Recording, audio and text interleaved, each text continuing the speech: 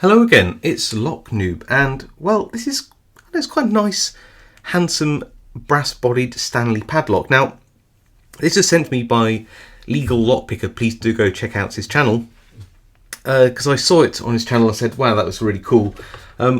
Compared to the ones which we can get in Europe, which are these steel laminated padlocks, the brass one just looks so nice and really cool.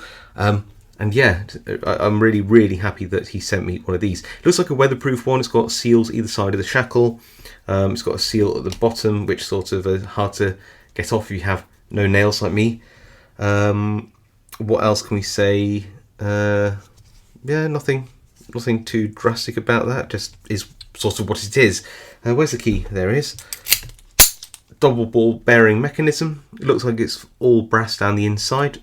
I do like brass bodied locks. It is 6 pins, but the bitting isn't exciting at all, really. It's not the worst I've seen, but it's relatively flat. What is interesting is that the front of the lock's really nice. Got this brush finish, although it's lacquered, and then which I quite like. Then you got this weird finish on the rest of it, which I don't like, and it looks like it's been painted. Well, that's the way this effect is, and I just don't like that. You can gut these, but you have to remove the shackle. I can't quite remember how to do that, but I'm sure we'll figure it out as we go if I do gut the lock. This weatherproof guard here is actually quite hard to tension past, because it's actually quite deep, and you can actually pull this off with your fingers if you want to, but I'm not going to. I'm going to keep it the way it is for now, and find a tension tool which does fit it, which is this piece of bent wire I get in the Goso kit. Standard Sparrow's short hook. I'm going to go in and apply some tension, and what I'm doing is just feeling for when those pins bind, and when they do, so that's 5, gently nudge them, 2, 1,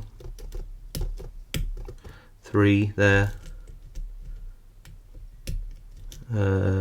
6, 5, 4, 3, 2.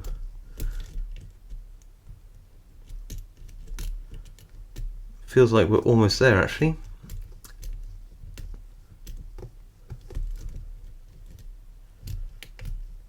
Oh, and we are, I think. Yeah. Oh, we were open. Just wow, that's a heck of a spring on that core.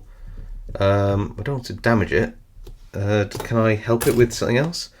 Possibly. Like I said, it's very hard to get in there to sort of help it.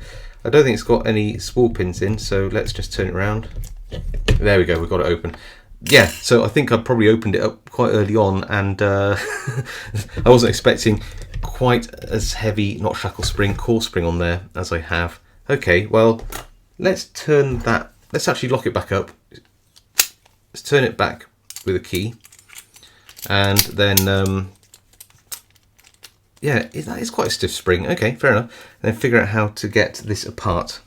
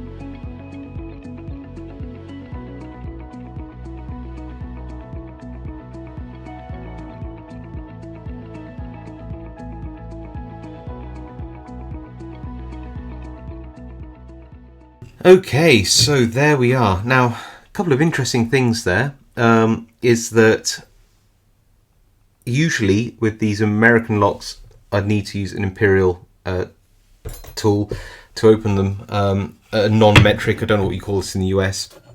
We call it Imperial if it's not metric. And this was held in really tight. They clearly like things like Loctite on their screws, and this one here is so deep inside there. I was really struggling to actually reach down all the way to that screw with these little tools and actually open it up, so that was a real struggle. Also the pinning, my experience of these Stanleys is that they're all standard pins, but this isn't the case here. In fact, look, we have a multi-spool pin in position 6, which is not, I really didn't expect that. A little spool pin in pin 1, look at that. Again, probably because of this very long key pin, that didn't come into effect. And then an anti-bump pin, there we go, just there. And oh, just dropping bits of lock everywhere.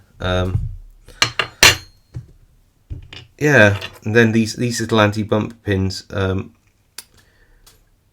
normally just sit above the shear line on these little steps, which can act like little serrations, which means that it doesn't go all the way down to the keyway. So when you bump this lock, the pins don't all fire up at the same time. It's a cool little anti-bump feature, and you can see the little steps or undercutting there on the core. It's kind of cool. It's actually a bit better than I expected. I actually genuinely expected this all to be all standard pins, and yeah, it didn't pick particularly fast at all. And if anything, the strong core spring on this held me back more than the picking did. But nevertheless, it's a genuine surprise to find some multiple spool pins, steel key pins, so for anti-drill, an anti-bump pin with a stronger steel spring on it.